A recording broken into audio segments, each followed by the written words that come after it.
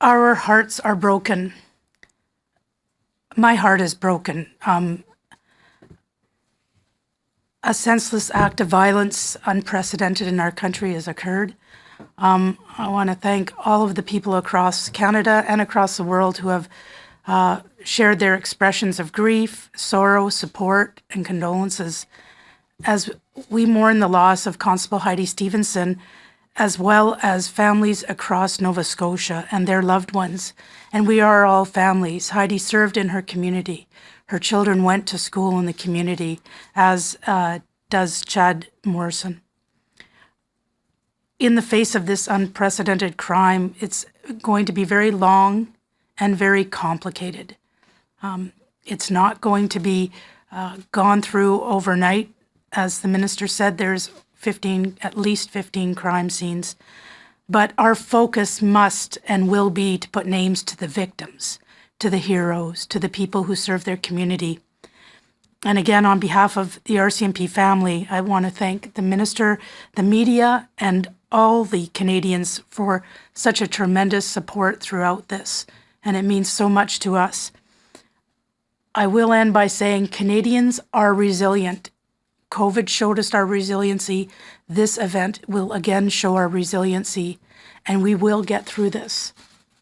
We'll get through this together. Thank you.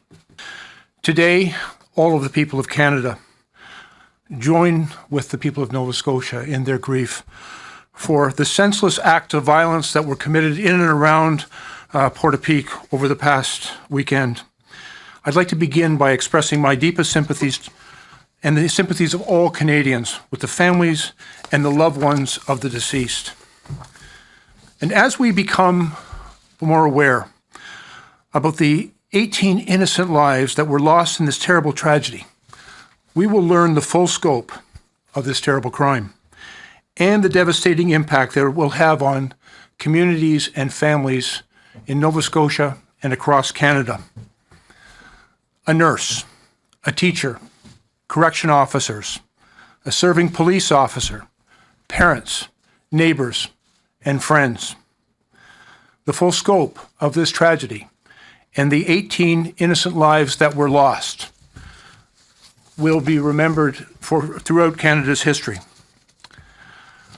One of the particularly tragic elements of this terrible event was the death of Constable Heidi Stevenson, who was killed answering the call to duty while bravely responding to this tragic incident. Constable Stevenson was a 23-year veteran of the RCMP, admired, respected, and beloved by her colleagues and her community. I also want to acknowledge Constable Chad Morrison, who is recovering today from gunshot wounds that he suffered in responding bravely to this event. I think all Canadians are grateful that we have people like Constable Stevenson, Constable Morrison, men and women serving in law enforcement across the country who answer the call, who rush towards the danger, who put their lives on the line. And it is important to remember that they are heroes every day, not just made heroes by this terrible tragedy, but every day for their service. And we will remember their sacrifice. The Nova Scotia RCMP are actively investigating almost 16 crime scenes, and they will be releasing information as it becomes available. I can tell you from experience that in these incredibly complex and tragic crimes, what is known now will be added to. The information will be incomplete. And the RCMP are doing an extraordinary job of tracking the evidence, getting the facts, dealing with families who are grieving an incredible loss. And they are dealing with all of that while they mourn the loss of a beloved colleague. Last night, I had this opportunity to speak with MPs from Nova Scotia who I serve with, Lenore Zahn, Darren Fisher, Bernadette Jordan. And I've asked them all to help us understand how the Government of Canada can best support their communities at this tragic time. And we will continue to work together to get through this. We will continue to support the RCMP in the important and vital work that they are doing to get Canadians the answers that they seek. I've also had the opportunity this morning to speak with Nova Scotia's Attorney General and Minister of Justice, Mark Furry. Mark and I used to work together when he was then serving with the RCMP, and he spoke about his recollection of Constable Stevenson. He was involved in her recruitment and hiring and training, and it was very apparent to me how deeply, emotionally, and impactful this tragedy has been for him as well. And so I would like to take this opportunity to sincerely thank the members of Nova Scotia's RCMP and the Commissioner who serve our communities every day. As Canadians, we have no greater responsibility than the safety of our communities and our kids. I'd also like to take this opportunity to express my heartfelt condolences to the people of Portapique, to the region of central Nova Scotia that has been so deeply impacted by the lives that have been stolen in this senseless act of violence. Can you give us a sense of whether you're still looking at a possible order in Council to enact the promised ban on assault weapons? Our government's been very clear in its commitment to strengthen gun control in Canada, and we have been working diligently on the best way to achieve the strengthening of both our regulations and the legislation pertaining to firearms and making Canada a safer place. But today, quite frankly, we focus on the grieving families of this terrible tragedy and provide support to the RCMP in the conduct of their investigation. We'll continue to do the work of Parliament, but today our focus really is on that support that is so necessary for the communities, for people who have lost loved ones, and from the RCMP who are doing very important work today. A question that's been raised is about the fact that while there was information sent out on Twitter, there was no sort of public alert sent out through the telephone over the course of this incident. And I wonder if that's something that you're looking into now, if you have any questions about whether that might have helped preserve public safety. I do say that in any incident such as this, we always have to look back at what we did. Nobody can lose their life in vain, and Heidi will not lose her life in vain, nor will the 17 other victims. We have to ensure that whatever happened there, if there's always going to be a better way to do things. And so if we can take this and move forward and find a better way to advise the public. But I have to say in these incidents, they are so dynamic and they are so quick. And it was just over 12 hours that all of this took place, and it was there was a lot of 15 different crime scenes, so you can imagine the dynamic nature of this. But again, we look at all the criminal side, and then of course we look at sort of the administrative side of all of that to say, what could we have done better to make Canadians safer, because that is ultimately our goal.